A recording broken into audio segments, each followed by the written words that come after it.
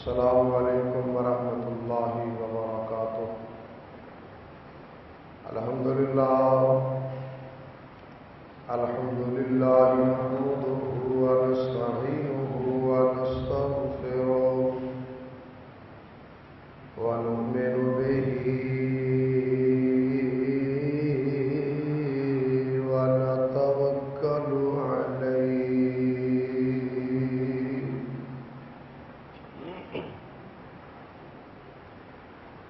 ونعوذ باللہ من شرور أنفسنا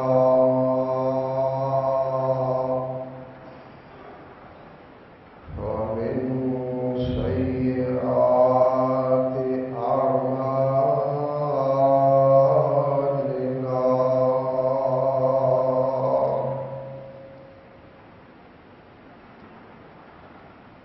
من يهده الله فلا مضل له ومن يضلله فلا هادي له،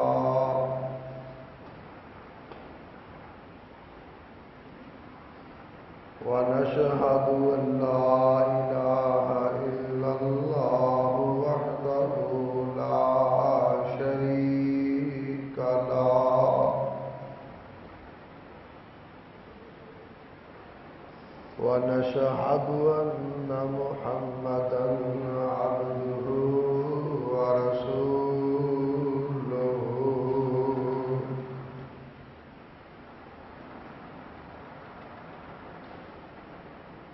أما بعد فإن خير الحديث كتاب الله،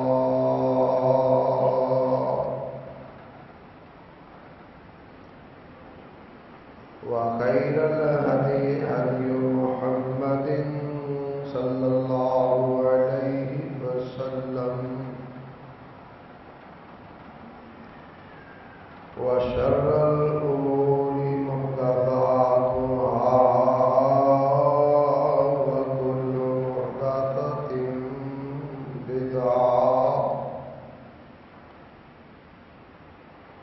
وكل بدعة ضلالة وكل ضلالة في النار۔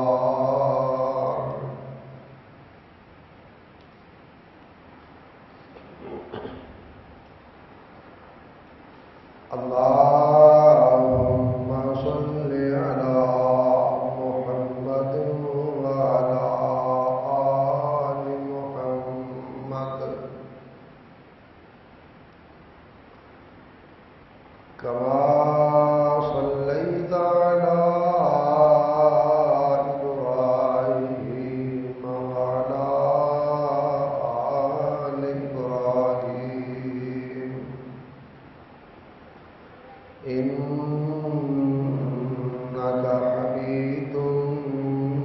مجيد۔ اللهم بارك على محمد وعلى آل محمد كما باركت على إبراهيم وعلى آل إبراهيم إنك حميد مجيد۔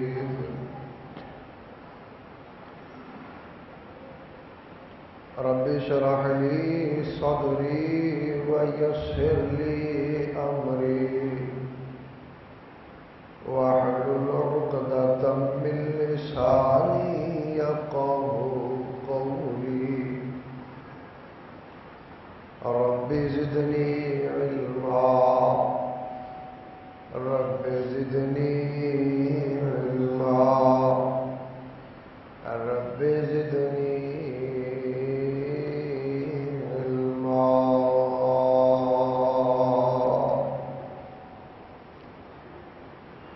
قال الله تبارك وتعالى في كلامه المجيد والفرقان أعوذ بالله من الشيطان الرجيم بسم الله الرحمن الرحيم يا أيها الذين آمنوا كتب عليكم الصيام كما كتب على الذين من قبلكم لعلكم تتقون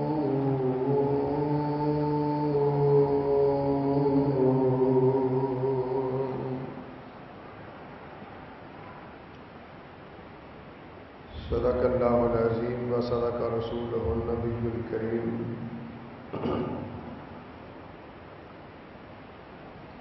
ہر قسم کی حمد و ثنا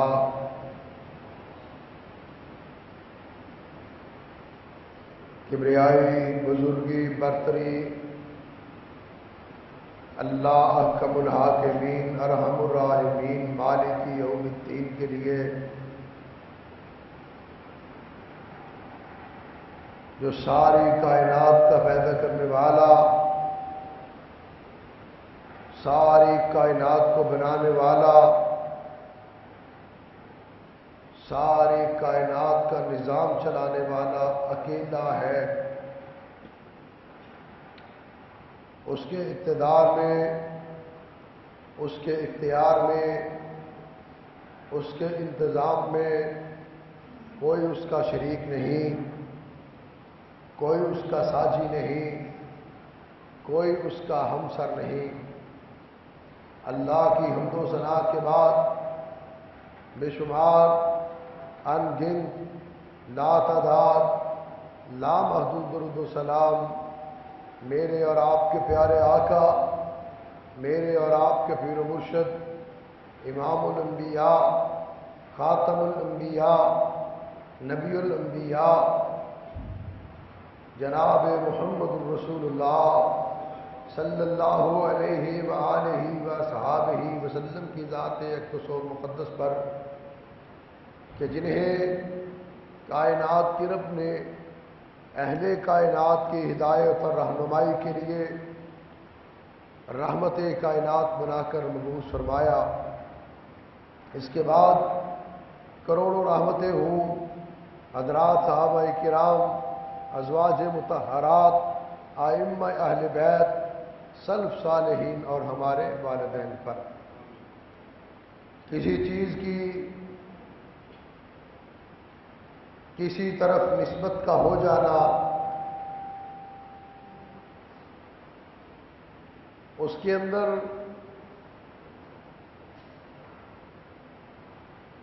اضافہ یا کمی کا سبب بنتا ہے۔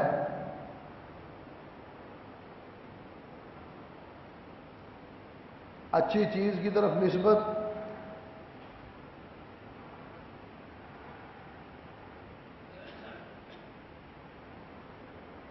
ہر ایک کو اچھا کر دیتی ہے،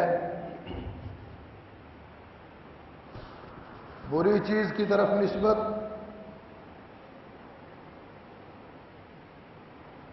برا بنا دیتی ہے۔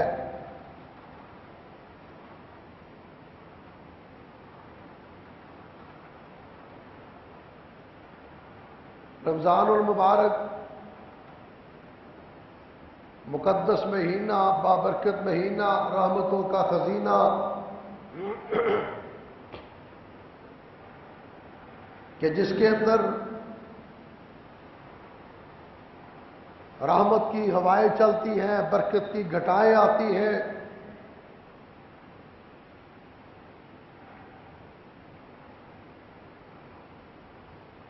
اس کی نسبت قرآن کے ساتھ اور قرآن کی نسبت رمضان کے ساتھ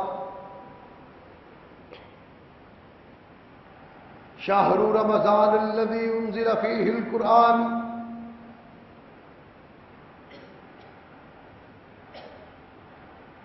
رمضان وہ مہینہ وہ برکتوں والا، وہ رحمتوں والا، وہ مقدس مہینہ کہ جس کے اندر ہم نے قرآن پاک کو اتارا،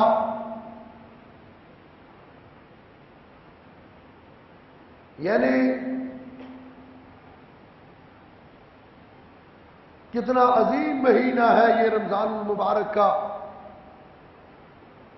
کہ جس میں خالق کائنات نے اپنے بندوں کی رہنمائی کے لیے جو دستور دیا، جو منشور دیا، جو ضابطہ دیا، جو آئین دیا، جو قانون دیا،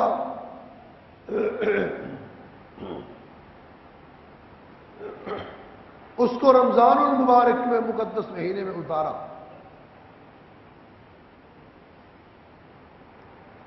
اور پھر یہ وہ مقدس مہینہ کہ جس کے اندر خالق کائنات نے روزے فرض کیے،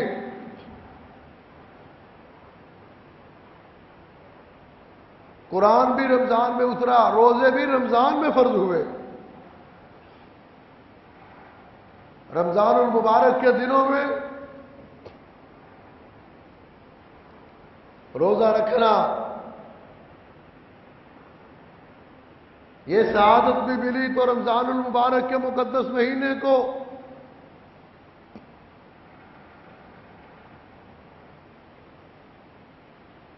اور روزہ فرمایا یا ایھا الذین آمنوا کتب علیکم الصیام کما کتب علی الذین من قبلکم لعلکم تتقون۔ اے ایمان والو،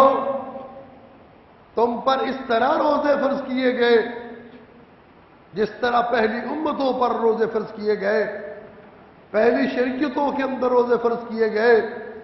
پہلی کتابوں میں روزے فرض کیے گئے، پہلے نبیوں پر روزے فرض کیے گئے، پہلے رسولوں پر روزے فرض کیے گئے۔ انسائکلوپیڈیا علم اور حوالے کی مستند کتاب،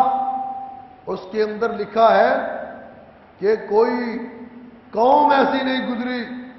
کوئی مذہب ایسا نہیں گزرا کہ جس کے اندر روزہ نہ ہو۔ یعنی روزے کی اہمیت، روزے کا اجر،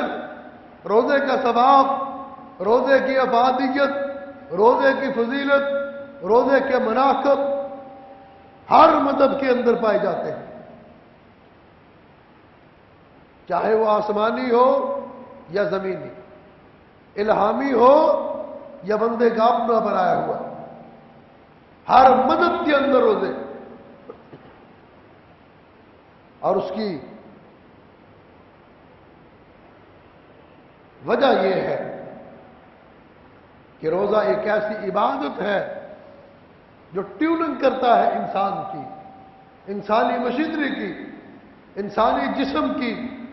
انسانی روح کی۔ اسی لیے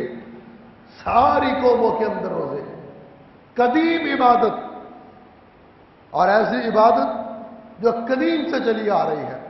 اور تمام مذاہب کے اندر پائی جاتی ہے، لیکن اسلام نے اس کے اندر کچھ اصلاحات کی، اسلام نے اس کے اندر کچھ مثبت تبدیلیاں کی، اسلام نے اس نظام کو، اس قانون کو بہتر بنایا کہ جیسے اسلام سے پہلے یہ روزہ کئی کئی دن رکھا جاتا تھا، مسلسل، دن بھی اور رات بھی، دو دو دن، تین تین دن، ہفتہ کے پورا پورا ہفتہ لوگ روزہ رکھتے۔ اور پھر اسلام نے اس کے اندر تبدیلی کی، فرمایا لا تواصلوا، مسلسل روزے نہ رکھو، دن کو رکھنا ہے، رات کو نہیں رکھنا۔ اور پھر رمضان المبارک کے علاوہ مسلسل روزے نہیں رکھنے۔ حدیث پاک کے اندر آتا ہے کہ جو شخص ہمیشہ روزہ رکھتا ہے، ہمیشہ ہر مہینے میں روزے رکھتا چلا جا رہا ہے، ہر سال میں روزہ رکھتا چلا جا رہا ہے، اس کا معمول بن گیا ہمیشہ روزہ رکھنے کا۔ اللہ کے رسول فرماتے ہیں اس کا روزہ روزہ ہی نہیں ہے۔ اور ایک حدیث کے اندر آتا ہے جو بندہ ایک سال مسلسل روزے رکھتا ہے اس کا بھی روزہ روزہ نہیں، اس کا روزہ کوئی روزہ نہیں۔ فرمایا زیادہ سے زیادہ یہ کر سکتے ہو داؤد علیہ السلام کی طرح، وہ ایک دن روزہ رکھتے اور ایک دن افطار کرتے، ایک دن روزے کے ساتھ اور ایک دن بغیر روزے کے ساتھ، مسلسل روزہ رکھنا، دن کو بھی روزہ رات کو بھی روزہ۔ اسلام نے اس کے اندر تبدیلی کی، اسلام نے کہا رات کا وقت تمہارے کھانے کے لیے، تمہارے پینے کے لیے، تمہاری مباشرت کے لیے، تمہارے سونے کے لیے، تمہارے آرام کرنے کے لیے تم نے روزہ رکھنا ہے، طلوع فجر سے لے کر غروب آفتاب تک روزہ رکھنا ہے۔ کتنا عظیم مذہب ہے اسلام، کتنا شاندار دین ہے اسلام، کتنی آسانیوں والا۔ آپ ذرا غور کرو،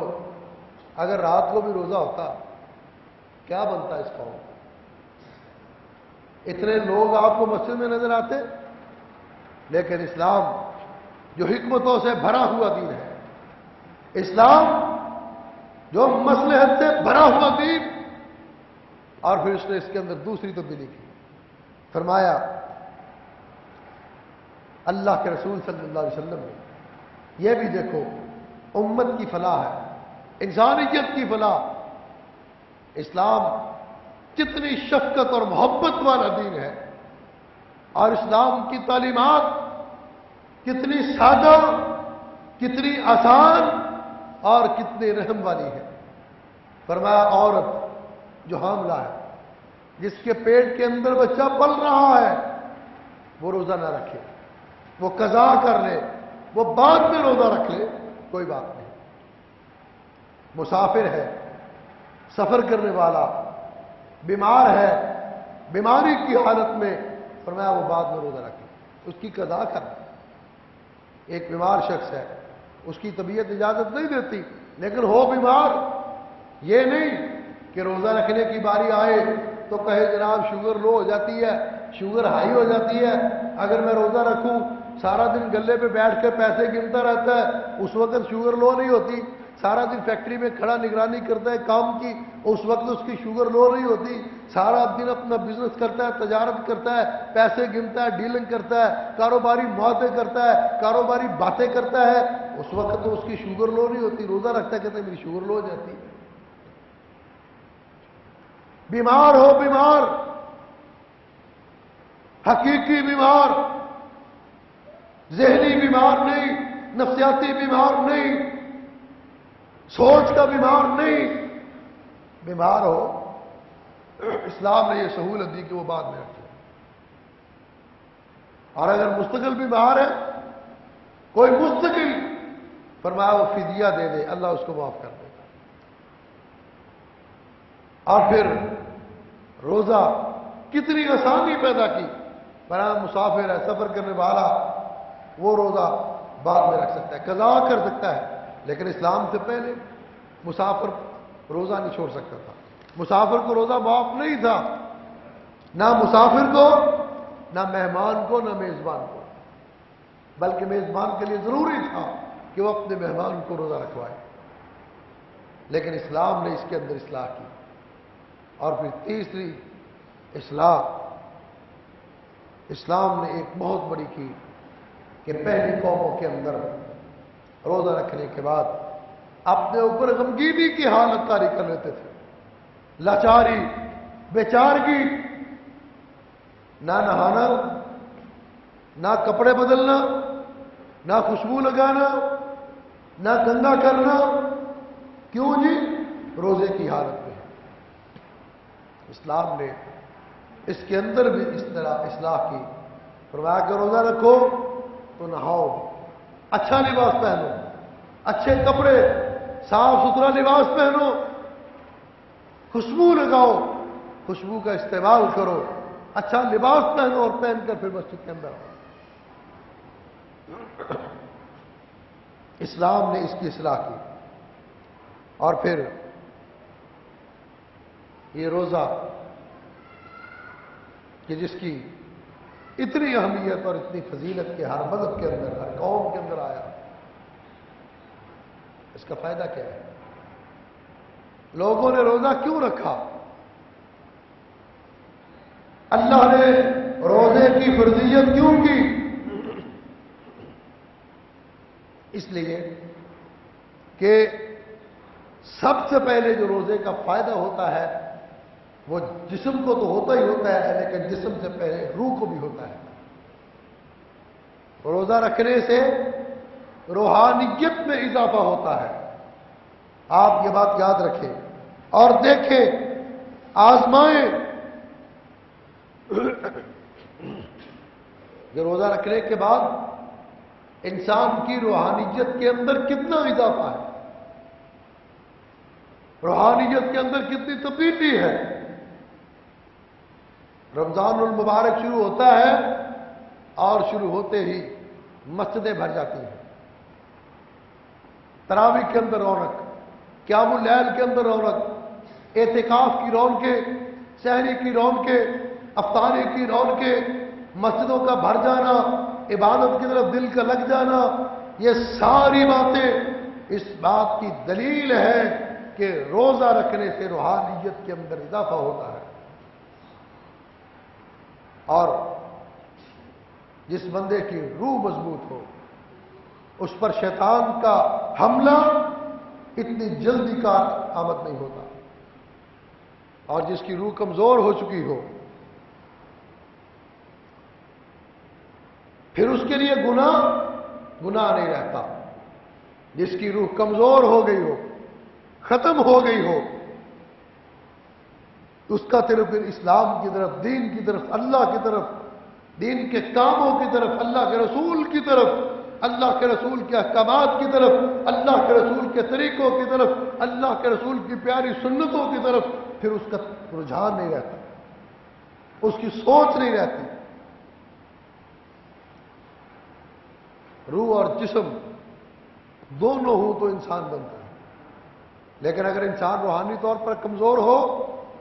پھر شیطان اس پہ غالب آتا ہے۔ اور روحانیت کی مضبوطی کے لیے،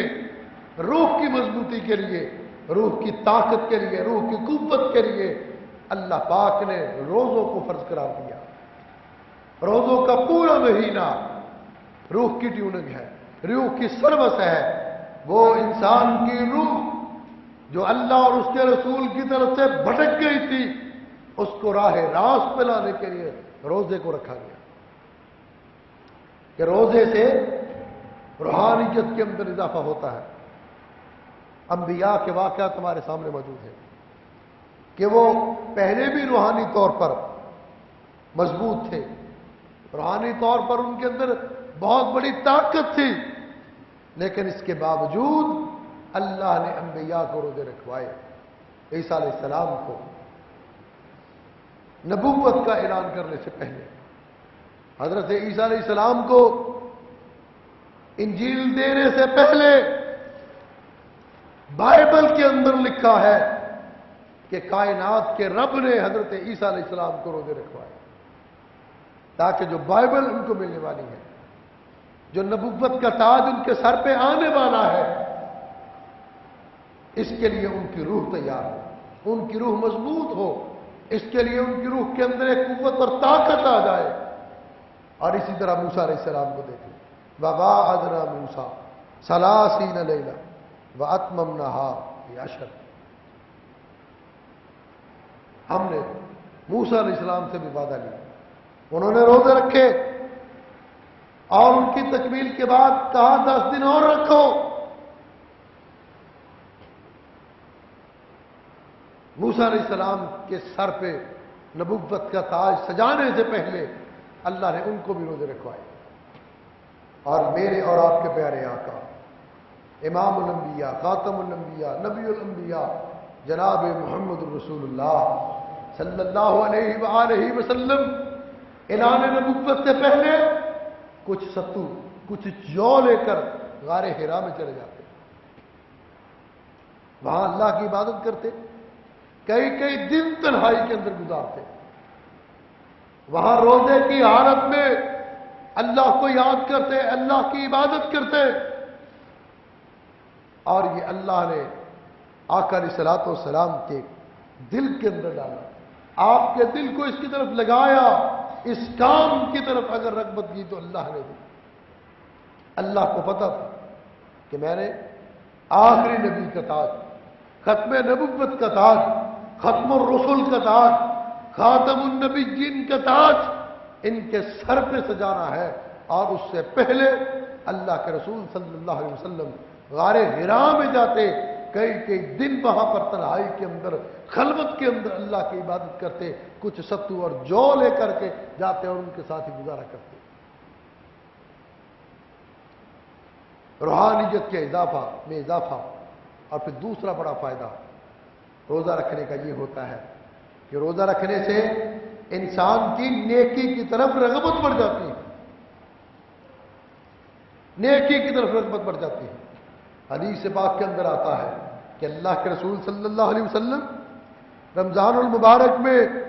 آپ کی سخاوت اور فیاضی کے اندر بہت بڑا اضافہ نظر آتا ہے۔